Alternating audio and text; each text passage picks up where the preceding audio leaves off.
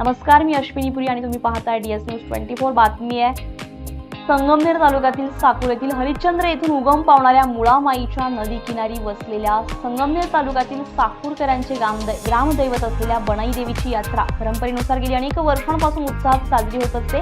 यंदाही बनाई देवीच्या यात्रोत्सव 4 आणि 5 एप्रिल 2026 रोजी होणार आहे। या यात्रेची जय्यत तयारी कृषी उत्पन्न बाजार समितीचे सभापती शंकरराव खेमनर आणि थोरात कारखान्याचे संचालक इंद्रजित खेमनर यांच्या मार्गदर्शनाखाली यात्रा कमिटीच्या वतीने करण्यात येत असल्याची माहिती यात्रा कमिटीचे अध्यक्ष आणि नाना पाटील खेमनर यांनी दिली आहे। यंदा बनाई देवीच्या यात्रेचा शुभारंभ दिनांक शनिवार दिनांक 4 एप्रिल रोजी होणार आहे। त्या दिवशी सकाळी 9 वाजता बनाई देवीचे सोळी पातळ आणि मुखवटा मिरवणूक काढण्यात येणार आहे।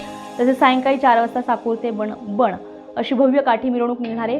तसेच रात्री यात्रेकरूंसाठी चंद्रकांत ढवळपुरीकर सिनेस्टार यांचे चिरंजीव किरण कुमार ढवळपुरीकर यांचा लोकनाट्य तमाशा होणार आहे।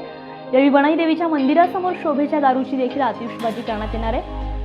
तसेच रविवार दिनांक 5 एप्रिल रोजी मुख्य यात्रा उत्सव संपन्न होणार आहे। त्या दिवशी दुपारी 3 वाजता भव्य कुस्त्यांच्या हंगामाचं आयोजन यात्रा कमिटीच्या वतीने करण्यात आलं आहे। या हंगामात महाराष्ट्रातील विविध जिल्ह्यांतील नामांकित मल्ल आखाड्यात उतरणार आहेत। तसेच यात्रा कमिटीच्या वतीने यात्रेकरूंसाठी विविध सुविधा उपलब्ध केल्या आहेत। त्याचबरोबर यात्रेच्या दिवशी कायदा सुव्यवस्थित निर्माण होऊ नये यासाठी घारगाव पोलीस स्टेशनचे सहाय्यक पोलीस निरीक्षक हेमंत थोरात यांच्या मार्गदर्शनाखाली चोख बंदोबस्त तैनात असणार आहे। यात्रोत्सव सुरळीतपणे पार पाडण्यासाठी सरपंच सचिन सोनवणे, मुळाज खोरे पतसंस्थेचे चेअरमन विठुराज मैड, यात्रा कमिटीचे सचिव भास्कर घनश्याम खेमनर, उपाध्यक्ष मनसूर पटेल आणि निसार पटेल, सदस्य अकबर चौगुले, नामदेव खेमनर, विठोबा खेमनर, शशिकांत केदारी, तुळशीराम खेमनर हे अथक परिश्रम घेत आहेत।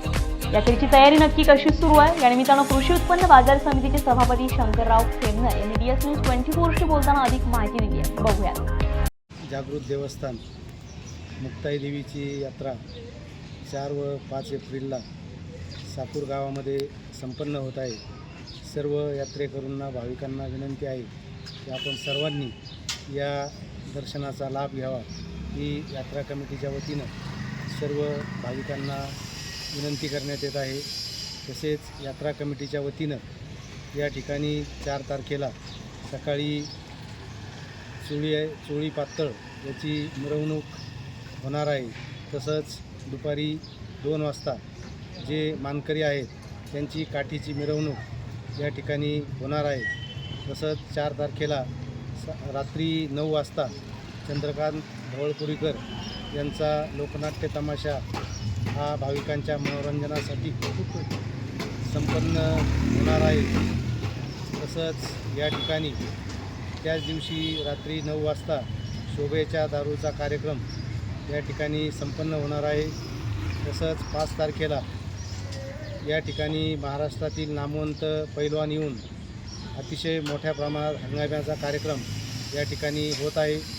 पैलवानांनासुद्धा विनंती आहे की सर्व पैलवानांनी या हंगाम्यामध्ये सहभागी व्हावं, त्यांना योग्य अशी बिदागी या ठिकाणी दिली जाईल।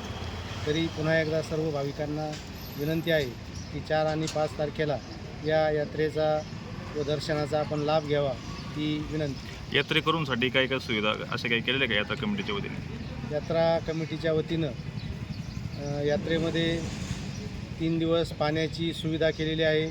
तसंच भाविकांची सुद्धा त्यांची येण्या जाण्यासाठी रस्त्याची व्यवस्था व इतरही सुविधा त्या ठिकाणी यात्रा कमिटीच्या माध्यमातून केलेल्या आहेत।